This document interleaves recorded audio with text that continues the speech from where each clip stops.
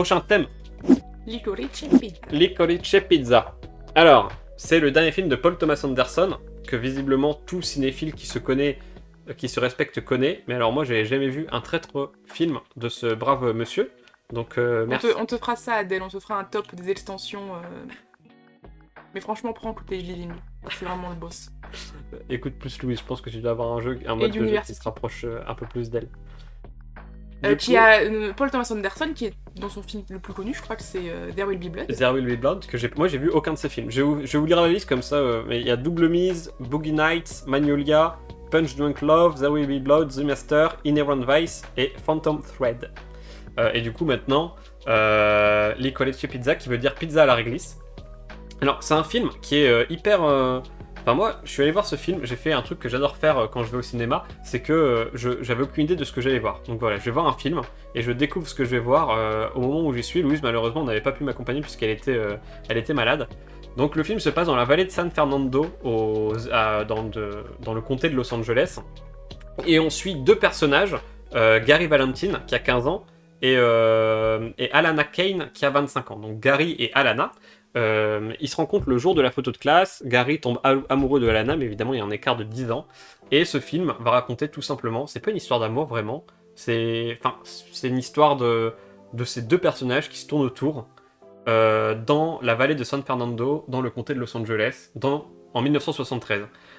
Et le film, pour moi, où il y a vraiment un rapprochement clair, si vous l'avez vu, c'est exactement la même démarche. Pour moi, c'est Once Upon a Time in Hollywood de Quentin Tarantino. Pour deux raisons. Déjà parce que Quentin Tarantino, il est né en 1963 et Once Upon a Time in Hollywood avait lieu en 1969 à Hollywood, donc un autre quartier de Los Angeles. Et là, Paul Thomas Anderson est né en 1970 et il nous raconte une histoire qui se passe en 1973 dans le comté de San Fernando à Los Angeles. Donc qu'est-ce que ça veut dire ? Ce sont deux metteurs en scène qui n'ont pas vraiment connu une époque, mais qui en ont un souvenir d'enfance et qui nous racontent cette nostalgie-là à l'écran. C'est-à-dire que dans le film, ça se sent que c'est assumé, que c'est pas un portrait d'une époque, mais plutôt un souvenir d'enfance d'une époque. C'est très difficile à décrire, mais il y a un truc un peu insouciant dans ce film en fait. C'est très léger, ça va comme ça part dans tous les sens, c'est vraiment hyper léger.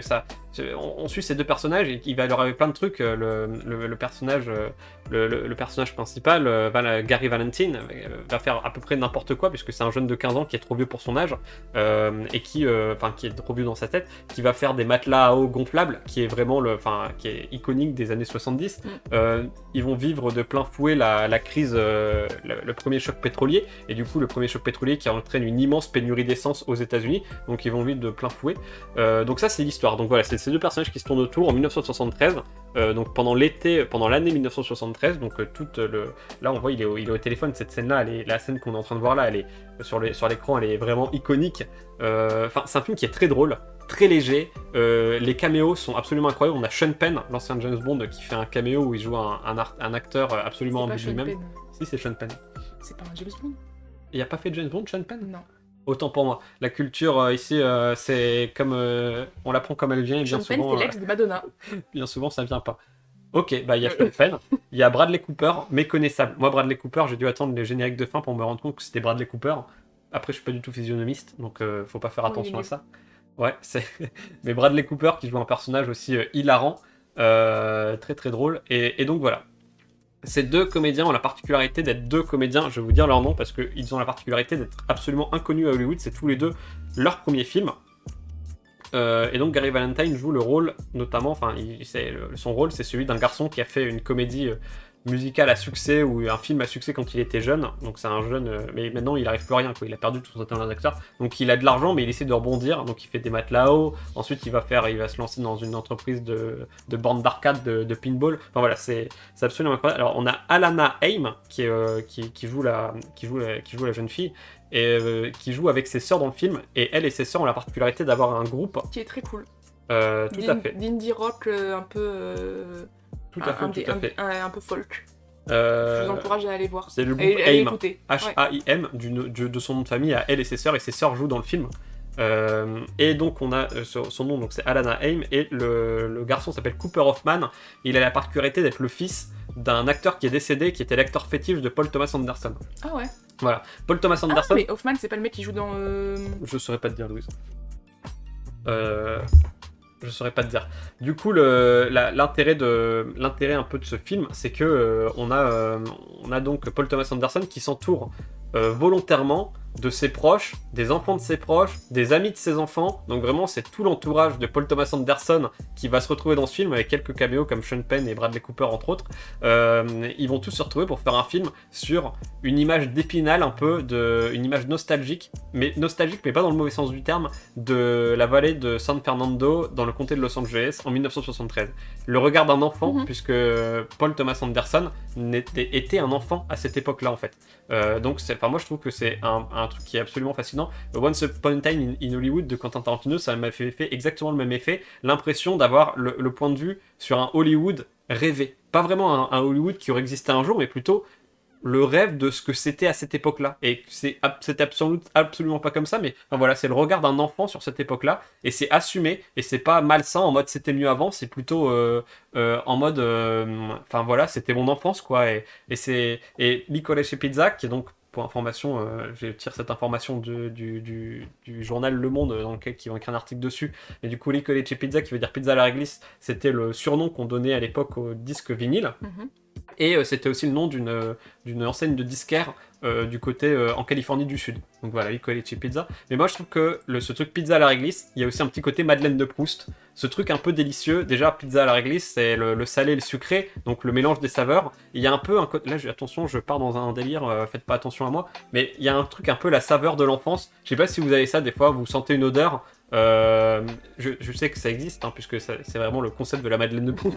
Mais vous sentez une odeur, vous entendez un truc, et ça vous ramène en enfance, ça vous ramène la saveur de l'enfance, vous avez une sensation de bonheur en vous, mais vous savez dire qu'elle vient de votre enfance, mais vous savez pas dire d'où elle vient précisément. Vous savez pas dire ce que c'était cette odeur, juste vous savez que cette odeur-là, elle vous procure du bonheur, et elle vous procure une sensation de nostalgie bienveillante. Et bah ce film c'est ça, j'ai l'impression que ce film c'est un peu la mélodie du bonheur pour enfin c'est une pizza au réglisse, c'est un peu une saveur pour ces personnes-là qui ont connu cette époque, ce choc pétrolier qui aurait pu donner lieu à un film catastrophique, mais en fait non, c'est le point de vue de deux cons, un de 15 ans et une de 25 ans qui font les guignols pendant le choc pétrolier.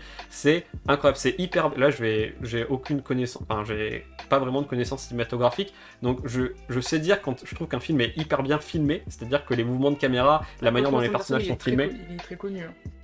C'était bien filmé, mais je sais pas dire pourquoi, juste je regardais des plans et je me disais putain c'était bien là, filmé. Là il y a une jolie couleur, rien, parce que moi je l'ai pas vu du tout, hein, mais il y a déjà une jolie couleur, une jolie patte qui donne envie. La bande originale était, moi c'est ma cam quoi, donc enfin merci pour cette bande originale, c'était vraiment très cool. Oui la composition d'image et tout, j'ai dit composition d'image, je sais pas trop ce que ça veut dire, mais voilà, ça c'est une très belle composition d'image.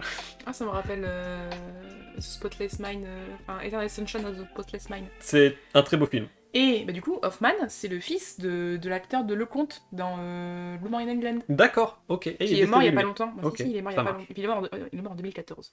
Mais ouais, et il a joué dans The Master et dans un autre film de Paul Thomas Anderson aussi. Petit disclaimer, c'est pas parce que nous on aime un film et qu'on vous le conseille que vous allez forcément aimer. Hein.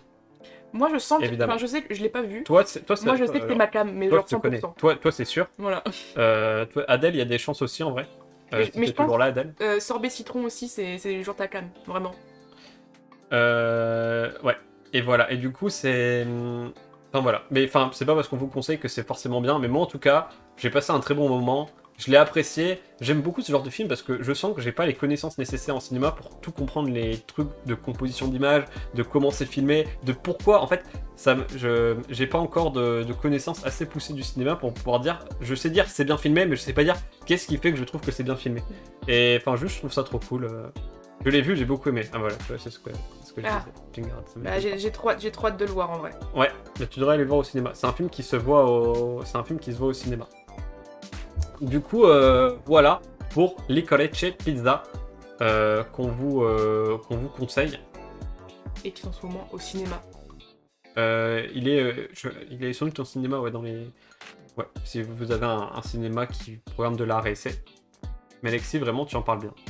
Eh ben merci. Mais en tout cas, il me l'a bien vendu. J'ai- J'avais vraiment le seum d'être malade à ce moment-là. Franchement, j'ai dû y réfléchir et j'ai lu pas mal d'articles sur le truc et tout pour me renseigner sur l'origine de l'école Ecchi Pizza et tout, sur aussi les comédiens, etc. Ne sous-estime pas tes compétences cinéphiles. Merci, ça me fait vraiment plaisir. Mais ce que je veux dire, c'est que j'ai conscience du fait que je vais voir assez de films pour avoir un avis sur les films que je vais voir plus qu'avant que j'aille souvent au cinéma. Mais j'ai pas encore ce truc de dire. Je sais dire, ah putain, c'est bien filmé, ça change de d'habitude, mais je sais pas dire pourquoi. J'ai des potes, ils disent, ah ouais, mais c'est parce que la caméra, machin, moi j'arrive pas à. C'est quand même des petits trucs, hein. Ton truc de l'Est et de l'Ouest, là. Ouais. Alexis, il a une théorie, et je pense qu'elle est C'est bonne. pas une théorie. Elle est bonne, mais Non, c'est en juste fait, que dans quand notre- les personnages vont vers l'Ouest, ils vont vers la liberté, et quand ils vont vers l'Est, ils sont repoussés de leur liberté. Genre l'ancien mythe américain. Et il me le sort, mais dès qu'il y a une fuite vers l'Ouest ou vers l'Est, il me le sort. Et bien Ouais, sûr, mais une ça, fois sur deux, il a raison. c'est mais- le cinéma américain. Mais du C'est coup, genre ça me fait l'Ouest, toujours rire. l'Ouest c'est la terre de liberté, et du coup l'Est, c'est juste mais c'est Tu ressens plus que tu n'arrives à expliquer techniquement, c'est ça? Ouais, c'est ça. Je le vois, mais j'arrive pas à le ressentir. Mais oui, ma théorie, mais ce qui est pas une théorie, c'est juste qu'en fait, en Occident, on a une lecture de gauche à droite. Donc, on s'en rend pas compte, mais en règle générale, vous ferez attention quand vous regarderez des films, les personnages, pour nous faire comprendre qu'ils vont vers l'avant, ils vont vers la droite. Et pour nous faire comprendre qu'ils vont vers l'arrière, ils vont vers la gauche. Parce que c'est dans notre cerveau d'occidentaux, on est conditionné à comprendre que vers la droite, c'est vers l'avant, et vers la gauche, c'est vers l'arrière. Mais, parce que dans notre mode d'écriture, ça vient de là en fait. Et du coup, effectivement, dans la construction, mais c'est pas moi, hein, je crois que c'était un prof. Je c'était sais, un- mais c'est- si, mais je l'ai tellement entendu que ça me fait rire. Mais ouais, mais effectivement, mais du coup, on en profite, voilà, petite anecdote. Mais dans la construction du Hollywood et du coup du cinéma américain, il y a toute la construction notamment du western, qui, comme son nom l'indique, western, qui ont donc la conquête de l'Ouest, et donc l'Ouest, terre de liberté, terre de tous les possibles, et donc le personnage, souvent dans les films américains, va vers l'Ouest. Vous ferez attention encore aujourd'hui, et même s'il n'y a pas de question de liberté ou autre, mais bien souvent il avance vers l'Ouest, parce que l'Ouest c'est le champ des possibles. C'est Monsieur Yana. On se salue. S'il nous regarde, ça m'étonnerait quand même. Mais voilà. Mais du coup, on avait regardé Spirit où je disais, mais regarde, il va toujours vers l'ouest, et quand il va vers l'est, c'est parce qu'il est retourné en arrière. Tout me revient. Ah bah ouais. Et ouais. En même temps, Mais le prof de c'est Monsieur une théorie, franchement, j'ai pas tout retenu de mes études, hein, Dieu, Dieu m'en préserve. Mais par contre, je dois dire que ce truc-là, j'y fais attention dans les films, et c'est vrai que c'est bien souvent très pertinent. Mais enfin bref, tout ça pour dire que c'est un très bon film qui. Enfin ouais, J'ai hâte de les voir. une Madeleine de Proust. Mm. Et j'aime Toi, c'est pas. quoi ta Madeleine de Proust, Alexis? Moi, c'est comme si je faisais un film sur les années 2000, quoi. J'en ai aucun souvenir. Je suis né en 97. Non, mais toi, c'est quoi le goût qui te rappelle ton enfance? Le goût qui me rappelle mon enfance, Ouais. bah je crois qu'il y a un truc qui me rappelle un peu mon enfance, c'est le Frénois à Tourcoing. Le Frénois, c'est un cinéma d'art et essai. Et c'est le premier cinéma, et je me souviens très clairement que mes parents m'y ont emmené, pas pour voir de l'art et essai, je vous rassure, à 3 ans, mais qui m'ont emmené voir Tarzan là-bas. Et je me souviens de ce cinéma où j'ai été voir Tarzan. Et j'ai été pas déçu, mais en fait, maintenant c'est devenu. Le Frénois est un endroit d'art très contemporain. Et moi, c'est vrai que l'art contemporain, c'est pas forcément ma cam. Donc j'y suis allé. Et bon, ça m'a un peu sorti, quoi. Pour moi, c'était le lieu de Tarzan. Et le Frénois, c'est vraiment tout sauf Tarzan. Sauf Tarzan, ouais, C'est de l'art contemporain et tout. Ils font du super boulot. Si vous avez l'occasion d'aller au Frénois à C'est Tourcoing, vrai. c'est un super lieu. Une super école. Une super école, ils font du cinéma, ils font vraiment plein de trucs passionnants. Mais du coup, moi j'en avais le souvenir de Tarzan et de Disney, et on va dire que c'est un peu à l'opposé de la culture. Du coup, voilà, ça m'a. Mais ouais, quand je passe devant le Frénois, j'ai toujours ce petit truc. Après, aussi chez mes grands-parents au grenier, enfin, après, ça c'est du perso. Enfin voilà, il y a des petites madeleines, on a tous nos madeleines de Proust. Et c'est brillant de réussir à faire ressentir sa propre Madeleine de Proust à travers un film. Et j'ai perçu la sensation au fond de Paul Thomas Anderson en voyant ce film. Et j'ai dû réfléchir, je l'ai vu vendredi, et j'ai dû y réfléchir une semaine pour mettre les mots sur ce que je ressentais sur ce film. Vraiment, c'était compliqué. Je savais pas définir ce que ça me procurait comme émotion. Et ouais, enfin, c'est un beau film. Enfin là, je les vois courir, et il y a 2-3 scènes où ils courent, et c'est juste beau en fait. Enfin voilà, ils courent et c'est beau. Enfin, je sais pas dire pourquoi, c'est juste...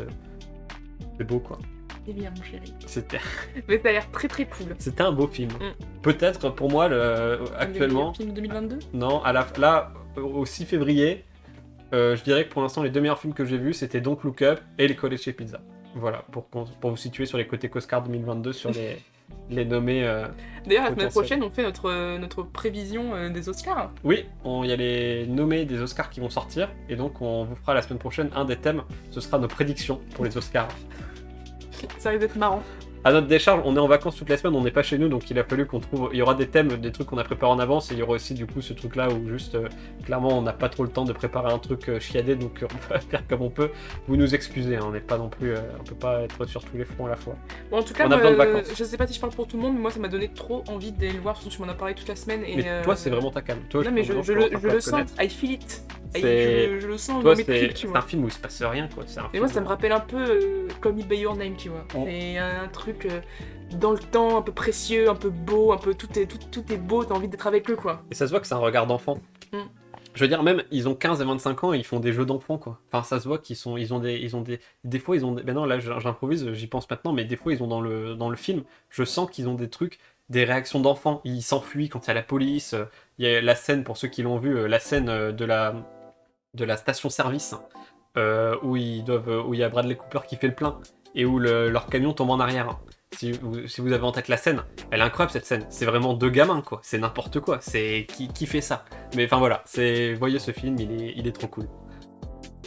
Et bah c'est formidable. Ça m'a donné trop envie. Ça vous a donné envie ou pas? À vous. Bon, du coup, Adèle, tu l'as déjà vu. Wouh! Je vais y arriver. Hop, on va revenir ici. Vous voyez tous vos commentaires. C'est bizarre que vous, ça vous affiche tout en vert. C'est dommage. Je crois que c'est parce que c'est une question d'abonnement. Ah. Mais vous pouvez pas vous abonner à la chaîne. Vous abonnez pas, ça sert à rien de nous donner de l'argent pour ce qu'on fait. Ça ne coûte pas trop d'argent. Ouais, de ouf, Clément. Je suis sûre que ça te plaira aussi. Sur la liste des avoirs du coup. Ouais. Je suis rose, moi. Oui, t'es tout rose, bravo. Ouais, bah tiens. Ah, mais si, je crois que c'est au moment de créer le compte. Je pense qu'en fait, le vert, c'est le compte de base peut-être. Et que du coup, ça, c'est tous les gens qui ont créé un compte pour nous regarder, Pour j'en nous. sais rien. Love. Love on you. Ok. Bah, c'est trop cool. Trop cool, trop cool. Euh, Le dernier sujet de la Ouais, journée. let's go.